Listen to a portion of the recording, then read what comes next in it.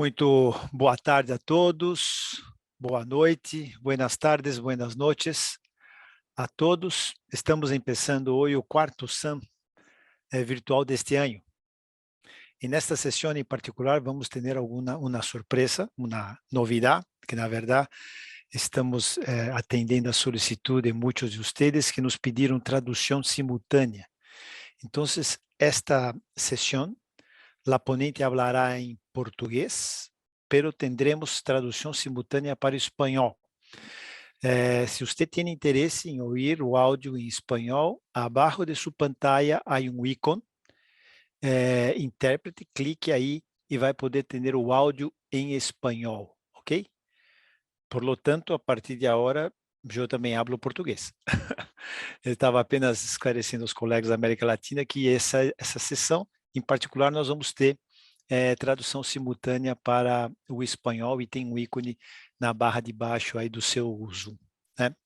O tema de hoje é o POCS, Point of Care, né? Esse é um tema que efetivamente tem ganho um espaço enorme nos últimos anos, tem se desenvolvido muito a ciência e as evidências da eficiência de se ter o ultrassom à beira do leito são bastante vastas hoje na literatura. O custo de acesso aos equipamentos tem baixado bastante nos últimos anos, né?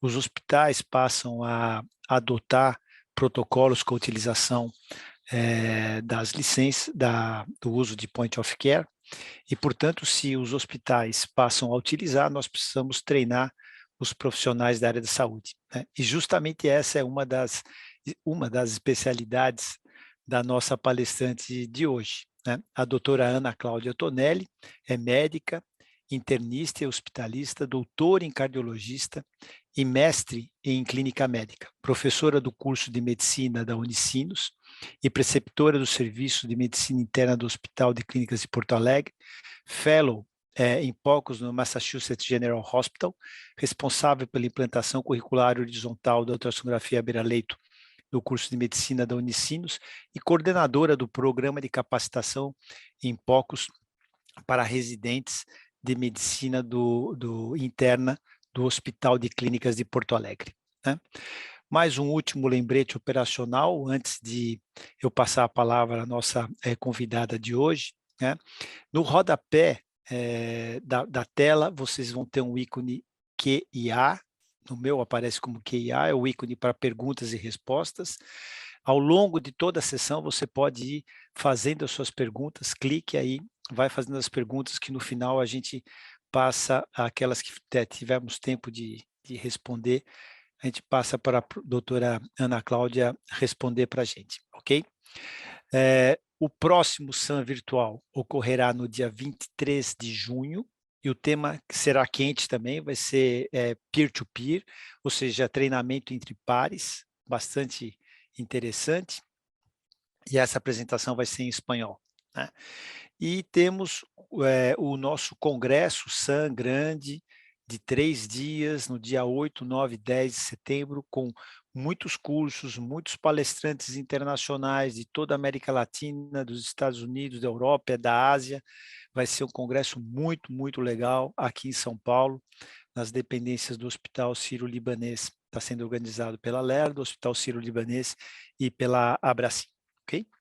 Bueno, feitas as apresentações e dados os recados, eu convido ao nosso palco digital aqui, nosso palco virtual, a doutora Ana Cláudia, seja muito bem-vinda, e de antemão eu já gostaria de agradecer a disponibilidade do seu tempo, a sua gentileza de estar com a gente hoje, e agradecer, obviamente, muito em especial a participação de todos vocês. Muito obrigado, seja bem-vinda, doutora Ana Cláudia. Eu que agradeço, Reinaldo, porque é um prazer imenso estar nessa tela hoje, né, e poder falar sobre uma das coisas que eu, ao longo dos anos, tenho me dedicado bastante, né, então, em primeiro lugar, eu gostaria de dizer que eu não tenho nenhum conflito de interesses em realizar essa apresentação, ou seja, eu não tenho nenhum vínculo com nenhuma empresa que produz equipamento de ultrassom, nem produtos educacionais, nem nada, mas eu tenho me dedicado bastante. Meu único conflito é ser um pouco entusiasta demais, assim, da metodologia da ultrassonografia à beira do leito. E aí a minha ideia é trazer hoje para vocês que estão aqui nessa noite de quinta-feira, um pouquinho da nossa experiência, assim, do início de um programa para os residentes, né? Eu tenho uma atuação também no curso de graduação de medicina, com implantação do POCUS de uma maneira horizontal no currículo, desde o primeiro semestre, mas hoje eu vou focar principalmente no treinamento dos médicos residentes de medicina interna, que é um programa que foi inovador, iniciado no final do ano de 2020, e que tem alguns resultados já, que é o que eu vou querer compartilhar com vocês aqui. Então, eu vou pedir licença para compartilhar a minha tela, para poder fazer a apresentação aqui. Muito bem.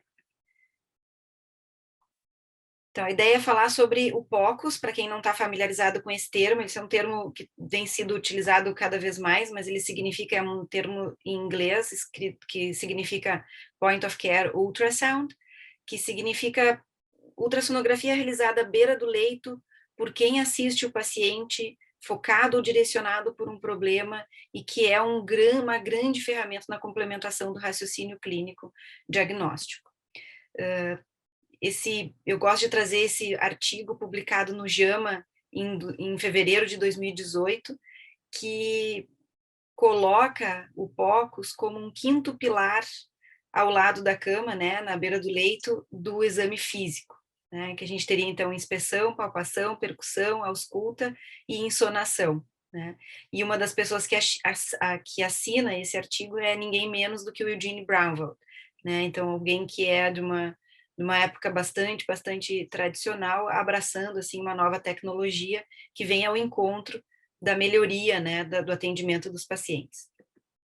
Eu trabalho, então, num hospital de clínicas de Porto Alegre, esse é um hospital terciário que tem em torno de 800 leitos, é um hospital de referência em terapia intensiva, em ECMO, em emergência, em transplantes, em cirurgias, e tem um serviço de medicina interna que é bastante forte e que atende uma boa parcela desses leitos, né?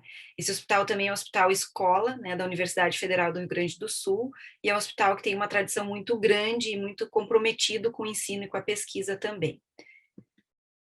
Esse mesmo hospital, então, em 2012, teve uma iniciativa que foi adquirir alguns equipamentos portáteis, né? Ele adquiriu vários equipamentos portáteis, numa época em que quase ninguém, né, conhecia a aplicação da ultrassonografia dessa maneira. E aí, com isso, coincidiu com o retorno de eu e mais 2 colegas que tínhamos ido para os Estados Unidos para fazer um fellowship em ultrassonografia à beira do leito. Nessa época eu trabalhava na emergência do Hospital de Clínicas, e a partir disso, então, foi um casamento meio que perfeito. Chegaram as pessoas que tinham tido capacitação para uso e o hospital tinha adquirido os equipamentos. Então, a gente iniciou uma força-tarefa para capacitar os colegas, em primeiro lugar, da emergência, depois a gente foi para terapia intensiva neonatal, a gente foi para medicina interna, onde a gente acabou fazendo assim alguns workshops, né, com ultrassom, com professores, com contratados, basicamente com os colegas, onde a gente fazia então cursos de curta duração, em torno de 2 a 3 dias, nos quais a gente tinha sempre os modelos que eram convidados para os cursos, e a gente abordava as aplicações assim da ultrassonografia à beira do leito. A gente teve a oportunidade de aplicar bastante isso num cenário que foi um cenário bastante catastrófico, foi o incêndio da Boate Kiss, onde a gente, nessa época aí, acabou levando a ultrassonografia para o local onde a gente ia fazer o transporte dos pacientes para detectar se eles tinham ou não pneumotórax, para saber se eles poderiam entrar para o avião e ser transportados para uma UTI em Porto Alegre. Então, isso é só para ilustrar, assim, o quanto isso já foi importante desde o início, né, quando isso entrou lá no Hospital de Clínicas. A gente fez um primeiro curso longitudinal, daí fora do modelo de workshop, porque, embora o modelo de workshop tenha uma boa utilidade para, principalmente, quebrar um pouco o receio de utilizar o equipamento, aprender quais são as aplicações, ele é muito limitado no sentido de que as pessoas não conseguem produzir ou desenvolver a competência necessária para ter segurança nos achados, no que se consegue observar. Então, essa aqui é a primeira turma, lá em 2014, na emergência, que a gente fez um curso longitudinal, que era optativo e que depois acabou sendo obrigatório no currículo dos médicos de emergência. Então, o POCUS, ele vem sendo aplicado a diversas áreas da medicina, né, com as suas especificações. Por exemplo, na emergência tem algumas utilidades que para a clínica, medicina interna na enfermaria não faz tanto sentido, assim como é diferente também algumas coisas que são aplicadas à beira do leito na terapia intensiva. Então, nessa aqui é a nossa primeira turma, e a gente vem, então, ao longo dos anos, como disse o Reinaldo, colecionando, assim, né, algumas evidências e, principalmente, alguns apoios da sociedade. Então, aqui é do ACP, Statement apoiando, né, o Point of Care e colocando ele de maneira definitiva a necessidade está dentro dos currículos das residências de medicina interna. Isso foi publicado, acho que eu não botei a data aqui, mas acho que foi 2019 para 2020. Nesse hospital, então, uma das coisas que aconteceram ao longo do tempo, não foi fácil no início, porque quando as pessoas não conhecem direito a forma de utilizar o POCUS, pode criar uma ideia de que isso é uma competição, de que são médicos não capacitados, né, em radiologia, utilizando o equipamento da radiologia. Então, a gente teve que ter muito cuidado com isso dentro do hospital, até que hoje a gente culminou com a gente ter um grupo multidisciplinar, onde a gente tem a radiologia do hospital, a cardiologia, a cirurgia vascular, a emergência, a UTI, a medicina interna, a neonatologia, a pediatria, todos reunidos no mesmo grupo para otimizar e, de alguma maneira, padronizar o ensino, o treinamento do POCUS dentro do hospital de clínicas, nesse caso aqui como exemplo. Mas aí a gente estava isso lá, montou isso, o grupo, ia começar as ações e veio o Covid, né? E daí a gente volta tudo no planejamento, por 2 anos praticamente, que não foi, vocês vão ver que não foi por 2 anos, e a gente acaba, né, também utilizando muito a ultrassonografia à beira do leito para tratar desses pacientes que não podiam, num primeiro momento, ficar circulando para outras áreas do hospital, tinha que usar locais muito restritos para passagem dos pacientes. Então, a gente acabou utilizando e melhorando ainda mais, né, o conhecimento que a gente tinha e as aplicações, principalmente o conhecimento em relação ao cuidado com a desinfecção, né, dos equipamentos, que é um tema também bastante importante.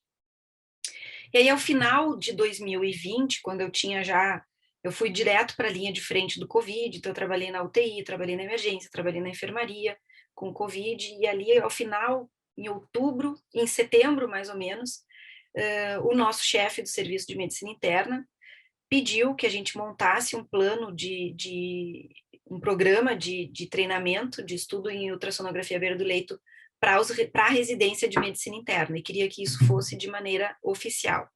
Então, a gente acabou pensando em alguns motivos pelos quais isso era importante ter, né? Primeiro, porque já tem alguma evidência de que é bem determinado que a gente consegue melhorar a precisão diagnóstica da avaliação de dispneia. Depois, a gente consegue também, utilizando adequadamente no monitoramento dos pacientes, detectar a presença de linhas B, e essas podem se correlacionar com rehospitalização ou mortalidade.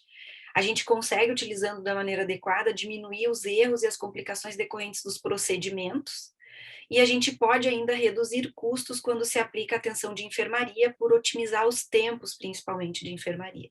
Então, a gente tinha uma série de argumentações para levar junto à direção do hospital, e com isso criar, então, esse programa para medicina interna. Mas aí a gente tinha que pensar em todos os ingredientes. Então, para a gente ter um programa, a gente precisava ter, então, determinar quais eram as aplicações para a medicina interna, como seria o currículo para a medicina interna, quem seriam os preceptores, como seria feito, que equipamentos a gente ia ter. Então, uma série de ingredientes que são fundamentais para o sucesso de qualquer programa, bem como a avaliação, quais são os nossos indicadores dentro do próprio programa, dizendo que ele tem sucesso ou não tem sucesso, e isso, para isso, a gente se utilizou, então, do que a gente tem na evidência na literatura, principalmente os consensos e as recomendações feitas pelos locais onde primeiramente iniciou a ultrassonografia na medicina interna. Então, o Canadá, um país que está muito bem organizado e colocou um consenso de recomendações para a medicina interna no Canadá. A gente tem um roadmap nos Estados Unidos, feito ali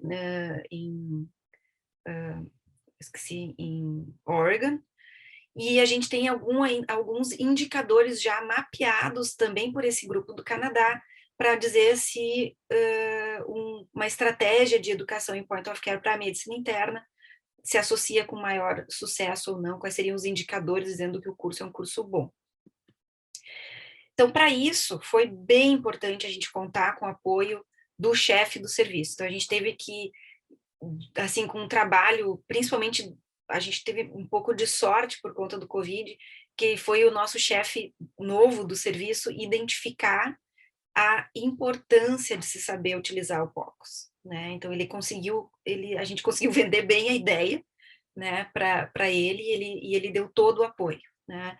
Ele conseguiu montar, proteger tempo para os instrutores, para o ensino de ultrassonografia à beira do leito, e eu acredito que esse tenha sido o principal fator que fez com que a gente conseguisse desenvolver esse programa da maneira que ele está agora.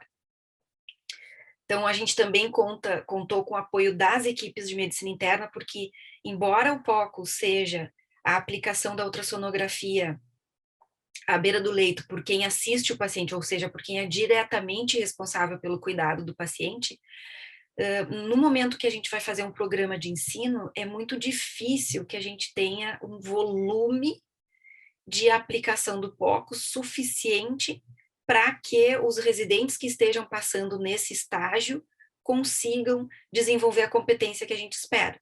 Então, a gente precisaria de volume para avaliar os pacientes. Então, com isso, a gente contou com o apoio das equipes clínicas, né, da cardiologia, da gastro, da oncologia, da hematologia, da própria medicina interna, e que se criou uma rede de que quando eles tivessem qualquer dúvida POCUS, eles chamariam essa equipe, a equipe revisaria o caso e avaliaria o paciente e depois daria um retorno para outra equipe, né, que solicitou essa avaliação.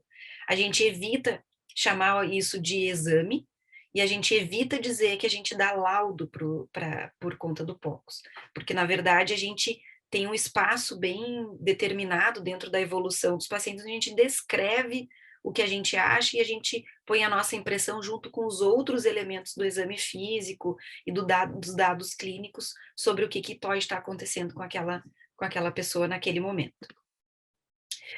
Então, a gente precisava ter outras pessoas dentro desse barco que ajudassem, que garantisse a execução, porque não pode ser tudo baseado numa única pessoa, né?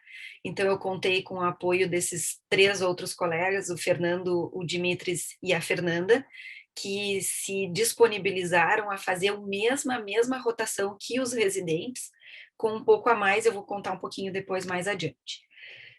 E aí a gente definiu, então, quais seriam os objetivos de aprendizagem para esses residentes. Então, 3 principais objetivos, que é melhorar as habilidades do exame físico e o raciocínio clínico, aumentar a segurança para realizar procedimentos, a equipe POCUS virou uma equipe também de procedimentos, e melhorar a tomada de decisões e o monitoramento dos pacientes. Então, com esses 3 objetivos, a gente definiu 12 competências centrais para que esses objetivos pudessem ser alcançados, pensando nas principais aplicações do POCUS para a medicina interna. Então, eu não vou entrar em detalhes, assim, de cada uma dessas competências, depois, quem quiser discutir um pouquinho mais, a gente pode falar sobre elas, e aí a gente usou para definir isso tudo, aqueles consensos, né? Claro que aquilo são para uma realidade que não é a nossa realidade brasileira, então a gente tem que olhar para aquelas recomendações e tentar ver dentro do nosso contexto o que daquilo serve e o que daquilo é factível. E aí, com isso, a gente montar o nosso próprio currículo. Então, virou um programa de 4 semanas obrigatórios para o segundo ano da residência de medicina interna. São ao redor de 160 horas, tem muitas vezes mais, porque tem alguns residentes que acabam indo no final de semana para fazer as suas avaliações. Reinaldo, se precisar interromper ou fazer alguma pergunta, fica à vontade, tá? Eu comecei, liguei aqui, eu engatei uma primeira e fui. Não, fica à vontade, nós estamos anotando as perguntas aqui, no final a gente faz as perguntas. Eu acho que o seu time também para o tradutor acho que está tranquilo. Tá bom. Se Obrigado. precisar falar mais rápido, mais devagar, eu falo também, tá? Tá ok. Então, são 4 semanas para aquelas 12 competências que eu falei. Cada uma dessas semanas tem um programa da rotina da semana, né? Então, as atividades, os recursos pedagógicos são específicos para cada momento em que os residentes estão ao longo dessas 4 semanas. E a capacidade que a gente tem para atender. Então, quantos residentes poderiam passar nessa rotação, nesse estágio, que garanta que eles consigam fazer todas as obrigações que eles têm que fazer do estágio e que eles tenham supervisão de maneira adequada. Então, a gente conta com 2 equipamentos de ultrassom disponíveis para todas as unidades de internação clínica, né? Então, não é muito equipamento de ultrassom, mas como a gente meio que virou a referência, a gente compartilha também com as outras especialidades. Então, a gente tem 25 residentes para treinar durante 1 ano e 3 residentes de terceiro ano. E a novidade atual agora é que a gente tem uma solicitação, uma chuva de solicitações de Portugal para vir fazer esse estágio na medicina interna. E eu acredito que isso seja decorrente por eu ter mostrado essa mesma coisa que eu estou mostrando para vocês aqui no Congresso Português de Medicina Interna. Então, agora a gente recém teve a primeira residente, é uma internacionalização, a primeira residente de Portugal que passou o estágio aqui com a gente. Quais seriam os nossos indicadores, né, para dizer que o nosso programa é um programa que tem uma robustez capaz de atingir essas competências? Então, baseado também naqueles consensos já publicados, né, a gente não está inventando nada, a gente está aproveitando o que outras pessoas já estudaram. A gente tem, assim, um número total de horas dos preceptores dedicadas ao programa, as horas de interpretação, de ensino de interpretação da imagem, as horas para ensino na tomada e na integração clínica, né, na tomada de decisão, e as horas supervisionadas de hands-on. Então, esses são os nossos principais indicadores, assim, que a gente tem, tipo, mostrando que o programa é um programa que ele está focado muito, muito, muito para o ensino. Hoje a gente conta, então, com 3 atualmente instrutores capacitados para o desenvolvimento do programa. Cada um dos residentes precisa fazer pelo menos 150 exames nessas 4 semanas. Geralmente a gente tenta deixar 25 para cada indicação, mas muitas vezes eles têm que fazer mais do que 25 exames para ter a curva de aprendizagem, por exemplo, no exame cardiológico focado, que exige um pouco mais de dedicação.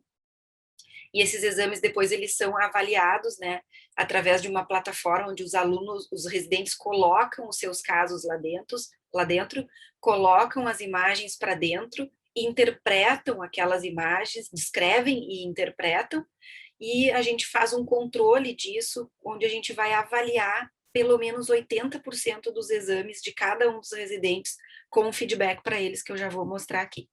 Então, em relação aos recursos pedagógicos e à avaliação dos residentes.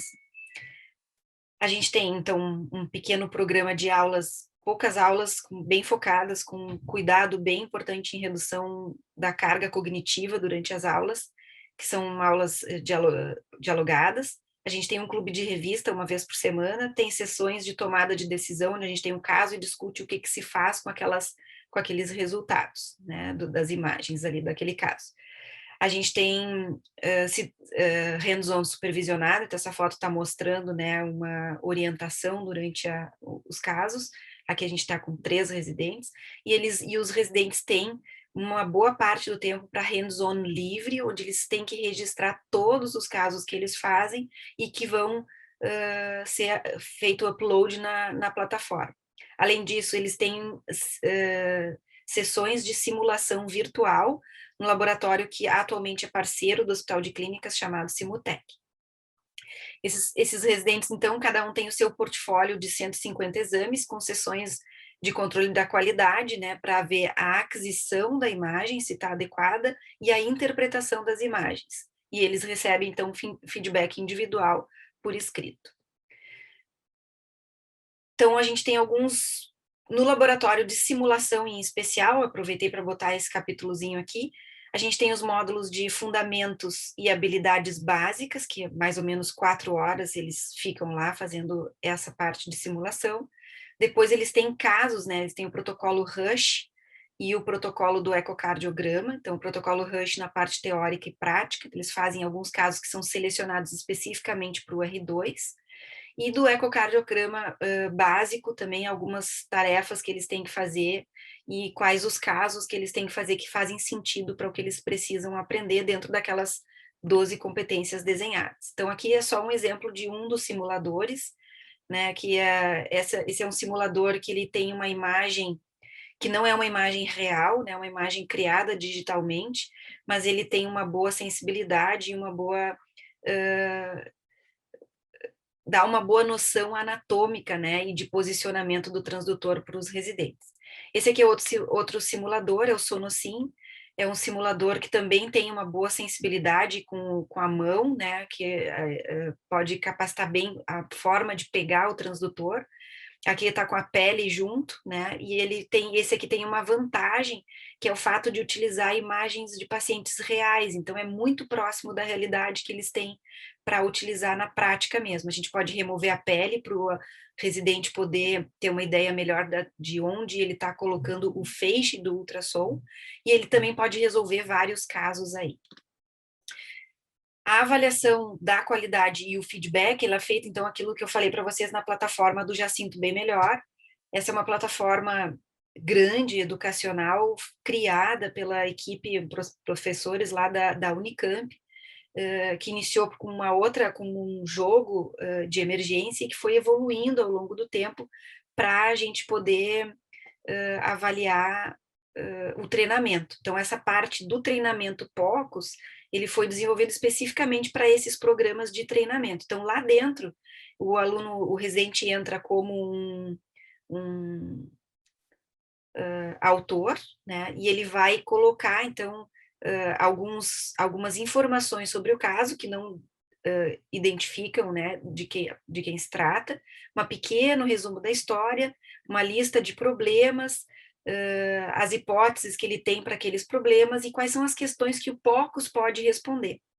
E aí ele vai para fazer os exames que ele julga importantes para aquele paciente. Ele vai descrever ali, está botando os exames, né, de pulmonares, desse lado onde está indo a setinha ali, são os feedbacks para cada uma das imagens, então a gente pode, o professor ele tem acesso ao que o aluno produziu, e ele vai então olhando o que ele colocou de imagens, e do lado ele vai dando feedback, como é que está a profundidade, como é que está os referenciais anatômicos, quais são os sinais que estão aparecendo ali, e ele compara com aquela impressão, aquela descrição inicial do caso lá em cima que o aluno colocou, né? Então a gente tem e assim vai para cada um daqueles nós ali. Então tem o pulmão propriamente dito, a cava, o coração, e aqui a conclusão, onde a gente também vai avaliar a capacidade do aluno do residente ter escolhido os exames corretos para aquele paciente, de ele ter conseguido otimizar a imagem de uma maneira consistente, dele ter registrado imagens que são relevantes, dele ter conseguido integrar isso do ponto de vista clínico, de uma maneira usando uma escala Likert, né? Deixa eu só entrar aqui. E aí a gente dá uma nota para esses exames. Para cada um desses exames a gente dá uma nota, cada uma dessas imagens, na verdade, a gente dá uma nota. Então vai de 1 a 5, uma imagem muito ruim, que não dá para a gente interpretar, 5 é o exame perfeito, que poderia ir para um livro, né? Entre 2 é um exame que está, assim, tecnicamente limitado, mas que não mostrou o que necessitava nas janelas realizadas. O 3 tem um erro na imagem, né, ou não tem ganho, ou não tem profundidade adequada, ou tem uma finalização incorreta. ou ele tem uma finalização correta, uma interpretação correta, mas as imagens não estão apropriadas, né? Então a gente consegue ter aí a nota 3. E o 4 é uma imagem boa, mas que faltou alguma coisinha, faltou colocar um label, faltou colocar uma janelinha que precisava para complementar o exame. A avaliação, então na terceira semana de avaliação, a gente faz uma avaliação estruturada no modelo Mini-Sex, adaptado, né, enfocado em 10 competências, e seguido de feedback individual. Então, são 20 minutos de prova prática na beira do leito com o paciente real, e depois mais 20 a 30 minutos de feedback sobre essa avaliação. E o aluno, o residente, ele tem a possibilidade de remediar, se ele quiser. Se ele achar, eu queria ser avaliado de novo no ecocardio, depois do feedback eu vejo que eu tenho coisa para melhorar, ele ainda tem uma semana para melhorar o seu treinamento naquela área que ficou deficitária. Um calcanhar de Aquiles do programa é a questão dos instrutores, né? Então, assim, a gente precisa ter a formação de preceptores que entendam de toda essa engrenagem educacional, porque não é só saber fazer o point of care, não é só saber fazer o exame, né? Tem que saber como ensinar o point of care, porque tem várias nuances e várias dificuldades, assim, a gente tem uma tendência muito grande a colocar a mão e fazer a janela para mostrar, mas a gente tem que saber dar a orientação de como é que ele obtém aquela janela por si só. E aí a gente pensou nessa saída aqui, que é criar para os preceptores que estão motivados a possibilidade dele fazer essas mesmas 4 semanas num espaço maior de tempo, entre 2 a 3 meses, podendo participar, então, das sessões de feedback, das sessões de avaliação, e se treinar também nisso, né? Então, por isso a gente tem esse grupo aí que está crescendo. Por conta disso, né, desse programa, a gente surgiu também a possibilidade de colaboração em pesquisa. A gente está aqui agora desenvolvendo um modelo educacional usando inteligência artificial para o treinamento de ecocardio focado. E os principais resultados, assim, então, as principais solicitações ou avaliações ou aplicações do POCUS na medicina interna, basicamente são essas primeiras 4 indicações, que é a avaliação do status volêmico, avaliação de dispneia, avaliação da possibilidade de trombose venosa profunda e de hipotensão. Mas a gente tem várias outras aplicações que também acabam acontecendo. Então, são 2 residentes de segundo ano, quando começou lá no final de novembro, final de 2020, a gente começa oficialmente a partir de março de 2021, eu não tenho todos os meses aqui para colocar, mas a gente vai tendo uma média de avaliações ao redor de 140 pacientes por mês para esses residentes avaliarem. Cada paciente gera ao redor de avaliação de 3 até 7 avaliações, 7 exames no mesmo paciente, né? Dependendo do caso, dependendo do que é importante avaliar. Aqui vai como é que vai a evolução deles ao longo das semanas, né? Então, tem alguns meses que tem um pouquinho mais de 4 semanas, então a gente começa a observar que quanto mais tempo eles têm, mais feedback eles vão recebendo, melhores vão ficando as avaliações das imagens dele ao longo das semanas. Então, no total desse primeiro ano de avaliação de programa, a gente avaliou 1.863 pacientes, realizando cerca de 3.500 exames, e desses 2.160 conseguiram ter feedback de cada um dos exames. Então, dá bastante trabalho, mas é bastante gratificante também. Aqui a qualidade, né, e o feedback dos exames. Então, o que a gente fez de principais exames? Então, o pulmão, a avaliação pulmonar, a avaliação da cava, do coração, dos membros inferiores. Então, cada um desses aqui conta como um exame, porque exige competências diferentes para o que eu preciso saber no pulmão, o que eu preciso saber para fazer um bom exame da cava, e assim por diante. Então, aqui vou só botar um exemplo, não sei como é que a gente está de tempo, mas eu imagino que estejamos bem. Aplicação clínica, né, um exemplo. Então, aqui uma paciente feminina de 28 anos, que estava no 8º pós-operatório de uma cirurgia de aneurisma torácica e recebendo tratamento para tratar uma pneumonia, acabou piorando, desenvolvendo dispneia e fadiga.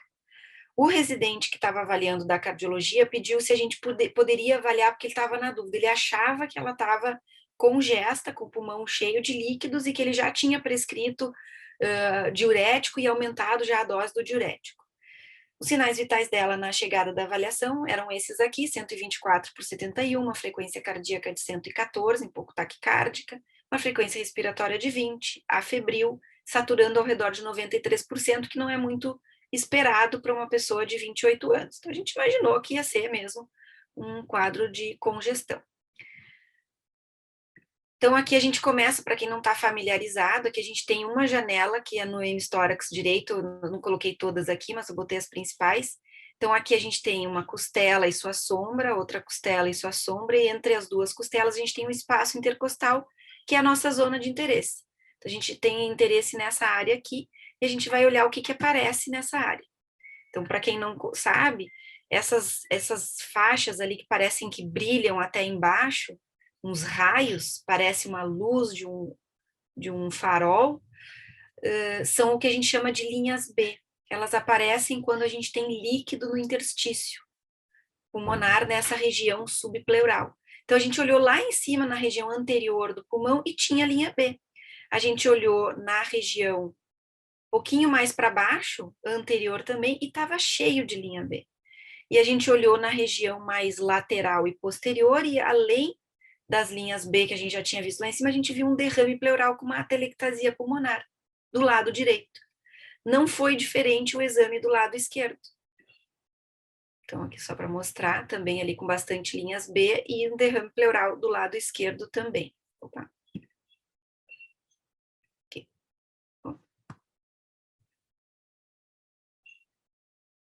Mostrando também o derrame pleural. Então, assim, estava certo o residente da medicina, da cardiologia, tem que dar diurético mesmo, o pulmão está super cheio de líquidos. Só que essa aqui é a grande vantagem. A gente acaba avaliando completamente o paciente, né? A gente não vai avaliar só ao auscultar o pulmão, a gente vai auscultar o coração também. Aqui é a mesma coisa, a gente vai olhar o coração. Então, a gente colocou o transdutor no coração. Essa aqui é uma janela paraesternal longa, e a gente identificou um volumoso ali, moderado pelo menos, derrame pericárdico, fazendo uma compressão, quase uma compressão aqui no ventrículo direito. A gente examinou a cava, não estava assim um ótimo exame, o paciente estava dispneico, mas a gente tem uma cava dilatada que varia pouco. Então, tem algumas coisas aqui que nos fazem pensar que esse quadro dessa paciente não é só a congestão, né? Então, aqui é uma janela apical de 4 câmaras, que a gente está vendo lá um grande, né, um volumoso derrame pericárdio. Essa paciente, se ficasse só com o tratamento do diurético, ela poderia rapidamente, por diminuir as pressões de enchimento nas câmaras direitas, tamponar de uma maneira mais rápida. Então, olhando as informações que a ecografia traz, é que a gente precisa garantir que a gente vai secar aquele pulmão por tratar a congestão, mas que a gente não vai deixar esse coração tamponar. E aí se evoluiu, né, no prontuário do paciente, né, a equipe POCUS, como é que foi a avaliação, a descrição e qual foi a impressão. E se fez o contato com o residente. Essa paciente foi transferida para a UTI, lá fez um ecocardiograma formal, a gente ainda tem essa possibilidade, né, e cada vez, quanto mais a gente vai aplicando POCUS e mais as pessoas vão vendo a utilidade, a confiança que pode ter, às vezes menos exames formais, é verdade, vão sendo solicitados. E aí, o que acontece? Essa paciente, então, foi para lá e fez uma pericardiocentese, drenou 350 ml de líquido hemático, por conta do pós-operatório dela, e ela também recebeu diuréticos e apresentou resolução completa dos sintomas em algumas horas. Então, esse é um exemplo clínico, né, bem prático, de como é importante a gente ter essa possibilidade de insonar, né, como diz ali o 5º pilar do exame físico. Esse aqui é um modelinho, né, de Kirkpatrick que mostra assim a pirâmide, né? A gente almeja sempre que a gente faz uma estratégia educacional atingir um resultado que impacte na comunidade, né? Que impacte na saúde das pessoas, no nosso caso, na saúde. E esse resultado ele vem de uma mudança de comportamento que é ocasionada por uma aprendizagem, e para cada um desses a gente acaba tendo que ter maneiras de medir. Como é que a gente mede aprendizagem? Como é que a gente mede mudança de comportamento? Como é que a gente mede resultado na vida dos pacientes? Esses dados a gente não tem ainda, né? Então, isso aqui é uma área muito ampla para ser pesquisado em ultrassonografia à beira do leito, né? Principalmente na educação, no treinamento das pessoas. Mas a gente tem a base da pirâmide, que é o que a maioria das pessoas sempre mede, que é a satisfação de quem passou por esse treinamento. Então, aqui eu vou trazer alguns exemplos de alguns residentes que autorizaram colocar, né? Então, o Matheus disse que aprendeu o POCUS, né, ao passar pela estágio do POCUS, foi um ponto de inflexão na formação como internista, porque o mundo de hipóteses diagnósticas se expande quando se tem um ecógrafo disponível. A Maria falou que aprender o POCUS foi um complemento essencial para a formação como internista e que a ecografia abre possibilidades diagnósticas, acelera a tomada de decisão e estreita a relação médico-paciente, que essa é uma parte que eu mais gosto, porque realmente, né, apesar de ser uma tecnologia que exige, né, que a gente domine essa tecnologia, ela é uma tecnologia que devolve a gente para a beira do leito. Se a gente for pensar em quase todas as tecnologias que apareceram na medicina, assim, quase todas elas nos tiram da beira do leito. E essa, eu do lado do paciente, essa não, essa exige que fique. O paciente se sente melhor cuidado, recebe mais atenção, e muitas vezes conversas que deveriam ser feitas acabam sendo feitas ali na beira do leito enquanto está fazendo o exame. O Leonardo disse que foi um diferencial na formação como internista e que pode aplicar nos primeiros plantões, né, fora da residência. Na prática, muitos tentam utilizar os recursos, mas poucas pessoas realmente dominam o seu uso. Por isso, é essencial ter um programa de educação estruturado durante a residência. E assim a gente tem outros exemplos aqui, eu acho que eu vou interromper, Reinaldo, para a gente ter tempo de discutir, né, um pouquinho mais e conversar conforme as perguntas vão aparecendo. Muito obrigada. Perfeito, excelente, muito obrigado, doutora Ana Cláudia. Vou chamar a Judita agora, que já tem algumas perguntas aqui ali encaminhar, tá ok? Isso mesmo, tá? Bom, doutora, primeiro, né, gostaria muito de agradecer a doutora Ana Cláudia, certo, Tonelli, e convidar também as pessoas, tá certo, os participantes, para enviar suas perguntas e respostas aí embaixo, né, no chatzinho, no chat não, né, onde tem aquele QA, ou perguntas e respostas, para a gente poder estar fazendo agora. Temos várias perguntas, tá, doutora Ana Cláudia, sim. Então, algumas delas pode ser que a gente não tenha tempo de respondê-las agora, mas a doutora Ana Cláudia depois responde por e-mail a todas as perguntas que forem enviadas. Perfeito? Bom, temos a primeira pergunta, então, aqui, que fala sobre, em neonatologia, você desenvolveu um programa que potencializa as imagens? Deixa eu entender o potencializar. Na verdade, a gente teve teve um grupo de neonatologistas intensivistas, né, que solicitou a capacitação, principalmente em ultrassonografia pulmonar. Então, a gente teve que dar uma estudada, a gente acabou trazendo uma pediatra, que foi que desenvolveu o livro de POCUS na pediatria, e acabou, e fez então esse primeiro curso, depois a gente fez um mini modelo disso, assim, com feedback, eles faziam os seus exames, depois de terem sido treinados, e mandavam para a gente dar o feedback com o caso, né, e a gente ainda fez algumas sessões de discussão. Então, a gente potencializou dessa maneira, assim, né, claro que existem, né, transdutores que são adequados para os bebês, então a gente acaba tendo que utilizar os transdutores com o footprint adequado para pediatria, né, para neonatologia. Às vezes não tem, então não são todos os locais que tem. Como o ultrassom é um método bastante seguro, que não emite radiação e que não tem, assim, efeitos biológicos, físicos significativos em seres humanos, né? A gente sabe do potencial, assim, por exemplo, do Doppler na gestação no primeiro trimestre, ou do Doppler utilizado por muito tempo, né, nos neonatos. Então, a gente acaba evitando utilizar essas funcionalidades do ultrassom, mas o ultrassom em si não tem perigo, assim, de ser utilizado. Então, a gente, às vezes, acaba utilizando um transdutor que a gente tem, né, e consegue examinar, porque a gente regula a profundidade, a gente regula os referenciais anatômicos que precisam aparecer na imagem para que a gente possa interpretar aquelas imagens no contexto do paciente. Então, a gente usa no ultrassom também os mesmos princípios do ALARA, que é as low as reasonably achievable, ou seja, a gente usa o mínimo necessário para que a gente possa ter uma impressão sobre aquele quadro. Muito obrigada, doutora. Temos uma outra pergunta aqui que fala: você realizou um estudo comparativo de residentes que concluíram esse programa em simulação com residentes que não fizeram esse programa em ambiente hospitalar? Não, eu não fiz o estudo assim, porque, na verdade, o que acontece? Quando a gente... Ele acaba não sendo um estudo muito ético, né?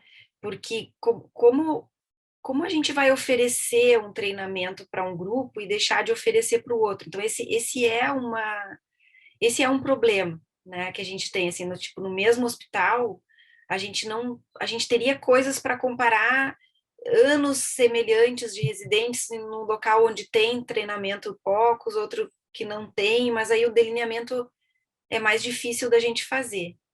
Então, eu não sei muito se é factível, né, se isso seria aprovado, assim, do ponto de vista ético-educacional, né, conseguir comparar, e seria ideal que a gente pudesse ter um grupo que não faz exatamente igual, passando pelos mesmos estágios, né, um tem treinamento, o outro não tem treinamento. Então, mas eu não sei se a gente consegue fazer isso no mesmo local.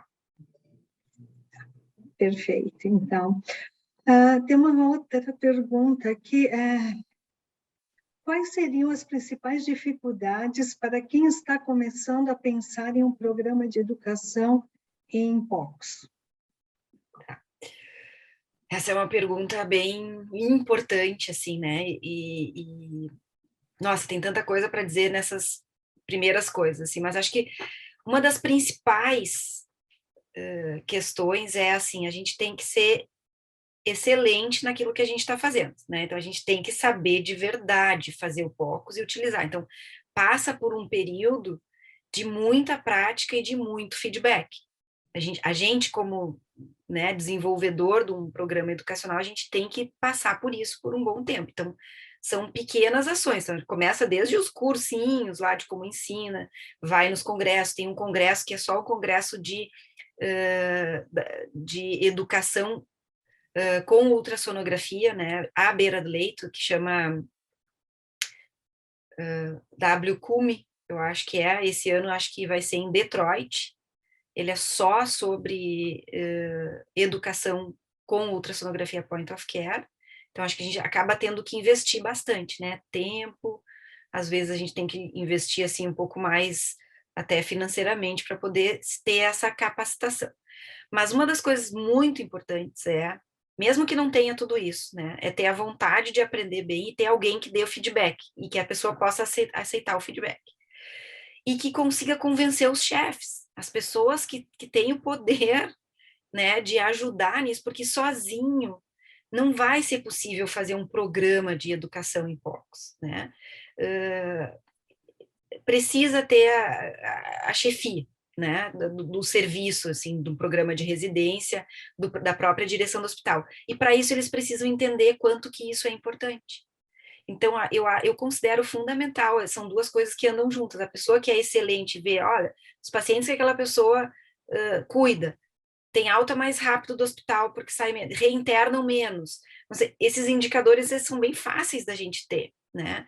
Não quero dizer que tenha que ter um estudo disso, mas a pessoa começa a acertar a mão utilizando o POCUS os gestores acabam, se ela consegue mostrar isso de uma maneira mais evidente, os gestores começam a entender que aquilo ali é importante, que aquilo ali ganha tempo para o serviço, que aquilo melhora a qualidade da assistência, e aí fica mais fácil convencer, né? Então, acho que essa é uma das principais. Outro limitador que é importante também, mas que também vem sendo melhor gerenciado, é a questão da disponibilidade dos equipamentos.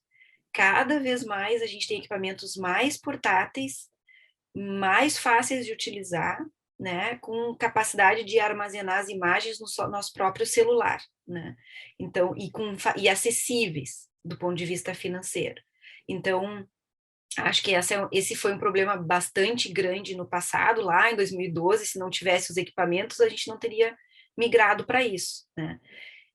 Teve a sorte de ter os equipamentos, mas a gente precisa. E aí, a minha dica é a seguinte, se não tiver equipamento, assim, portátil, esses que andam de carrinho fácil do lado do leito, eu duvido algum hospital que não tenha um equipamento velho de ultrassom que está jogado lá em algum lugar.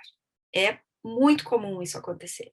E esses aparelhos podem ser utilizados, né, para várias finalidades. E é o início de tudo. Então, não ter o recurso não significa que a gente não vá conseguir. A gente tem que ir atrás dele. Tem que correr atrás do recurso também, né? Nem tudo a gente consegue, assim, na mão. Acho que eu diria essas 3 coisas, assim, é dedicação, é convencer as pessoas que têm o poder, né, de ajudar na criação do programa, entender um pouco de educação para montar o programa educacional e ir atrás dos equipamentos aí para poder fazer. Porque gente para aprender, meu Deus, na hora que começa, não para de ter gente, todo mundo quer, né? Então, assim, é muito, muito procurado, né? Isso, assim, toda semana a gente recebe pedido de residentes de outros locais do Brasil para fazer o estágio e tudo, e a gente acaba tendo que limitar porque tem poucos preceptores, tem poucos equipamentos, e a gente tem que atender o nosso público, então fica difícil nesse sentido, mas eventualmente a gente consegue, por exemplo, quando não tem 3 residentes passando, a gente pode receber alguém de fora. Aproveitando, né, essa oportunidade, tem justo uma pergunta que fala bem disso. Onde no Brasil se pode formar os profissionais em POCs, além da sua organização? Pois é, que eu conheço, assim, ó, na residência, a gente tem 2 programas. Um da medicina de emergência, que já tem aqui desde 2014, e que eu acho que na medicina de emergência está mais estruturado, então tem outros programas de residência, eu acho que na Bahia tem, em Campinas eu sei que tem bastante, em São Paulo eu acho ali no Einstein, se não me engano, também tem, né, no Sírio, o Sírio sempre se dedica muito a fazer cursos, principalmente, né, então, basicamente hoje no Brasil a gente tem cursos, né, de ultrassom, alguns programas de residência já incorporando, anestesia também querendo incorporar, né? A gente ainda não tem um fellow no Brasil, a gente tem só estágios, né? A gente não tem uma residência de point of care, nem um ano de residência, então talvez isso seja para onde vai migrar. E a gente tem muitos cursos, né? Então a gente tem cursos apoiados pelas sociedades, então tem a Sociedade de Terapia Intensiva, a Sociedade Brasileira de Clínica Médica, a Sociedade Brasileira de Medicina de Emergência, né? Que tem os seus próprios cursos, mas aí são naquele modelo, né, que a gente já falou, que são os modelos um pouco mais de curta duração, assim. Basicamente é isso. Então, não tenho muito conhecimento, não conheço toda a área, né, no Brasil, então eu posso estar falando algo que não seja bem verdadeiro, mas até onde eu entendo, até onde eu sei, são esses locais, assim, principais. No Rio também tem, né, Rio de Janeiro na medicina de emergência, terapia intensiva, também tem bastante. Tem o curso na Federal do Rio lá, bem estruturado. Obrigada. Mais outras perguntas aqui vão chegando. De acordo com sua experiência, os simuladores atingem uma imagem e sensibilidade semelhante à realidade, né, de um ultrassom real, ou devem ser acompanhados de ultrassons por pacientes reais? Eu acho que ele é complementar, né? A gente não pode ter um programa só utilizando o simulador virtual, porque ele tem as suas limitações. Por exemplo, aquele primeiro que eu mostrei ali, a limitação principal dele é o fato dele ter imagens que são criadas digitalmente. Então, aquelas imagens, elas são super bonitas, bem anatômicas, mas não é isso que a gente vê na vida real, né? E no outro simulador que já usa, obtém imagens de pacientes reais, já fica um pouco mais próximo da dificuldade da realidade. Mas é bem diferente fazer no paciente real e fazer no virtual. Porém, o virtual dá uma ótima noção espacial, que é o que eu vejo que tem uma grande dificuldade no início, né, de fazer de pegar o ultrassom. Então, essa resolução espacial, entender um exame em 2 dimensões, em 3 dimensões dentro da cabeça, né, da imaginação, por conta da varredura, do jeito que tu mexe, ou gira, ou rota, ou desliza o transdutor, isso o simulador ajuda e muito. Fora os casos, né? Porque o simulador, eles geralmente tem os casos que são muito legais, assim, né? De serem feitos pelos residentes, que são mais curtos, mais fáceis de fazer do que na vida real. Na vida real exige, né? Revisar bem o prontuário, saber dados da história, examinar junto, né? Interpretar e depois fazer, né? Uma tomada de conduta. Então, ele é um processo mais rápido do que na prática, mas ele não é substitutivo, ele é complementar, na minha opinião. Uma pergunta também aqui que fala em que porcentagem o orçamento da educação foi aumentado? A questão, eu exatamente não sei dizer isso. Como hospital de clínica, eu tenho essa vantagem, né? Assim, acho que é um privilégio, né? Estar num hospital que é um hospital escola, que já tem, assim, embora a gente seja um hospital federal, todos os médicos que estão lá contratados, eles são contratados tipo CLT. Então, no contrato, quando a gente assina o contrato, está lá dito que a gente vai ser preceptor, né? Então, uma parte da nossa carga horária é preceptorando estudantes, preceptorando residentes. Então, isso já faz parte da raiz do hospital. Então, custo com pessoal só aconteceu porque a gente acabou, 2 ou 3 preceptores médicos foram deslocados, né, de uma equipe para atender a questão das demandas do POCUS, que no fim das contas acaba atendendo a equipe mesmo, né? Então, essa foi a coisa. E os equipamentos são os mesmos equipamentos que a gente teve desde lá atrás, de 2012, nunca estragou. Então, assim, se a gente cuida, também funciona, né? Dura, estável isso. Então, teve um investimento grande em equipamento, né? Os equipamentos são caros, esses equipamentos que estão ali, mas eles estão se aguentando bem em 2012, 10 anos, né? Então, e usando todo dia bastante. Então a gente tem isso, assim, claro que é a questão do investimento depois da depreciação e da manutenção. Então, eu não sei dizer exatamente, assim, o custo disso, assim, o percentual na educação, mas se o ambiente entende que a educação faz parte da excelência, assim, para o atendimento, eu acho que o custo, ele acaba se diluindo. Tem razão. Tem mais uma aqui. Como lidar com a questão de ser uma metodologia operador dependente, né? E como é a questão da uniformização e da padronização? Isso, essa pergunta é ótima, né? Porque, assim, uma das coisas que todo mundo diz assim, ultrassom é dependente, é operador dependente, né? Então, assim, se uma pessoa olha, outra pessoa olha, cada um vai achar uma interpretação e vai dizer que teve uma coisa e não tem, né? No POCUS, isso é um conceito, né? Claro que a gente tem isso, mas como é que a gente minimiza esse problema? Como é que a gente alivia isso?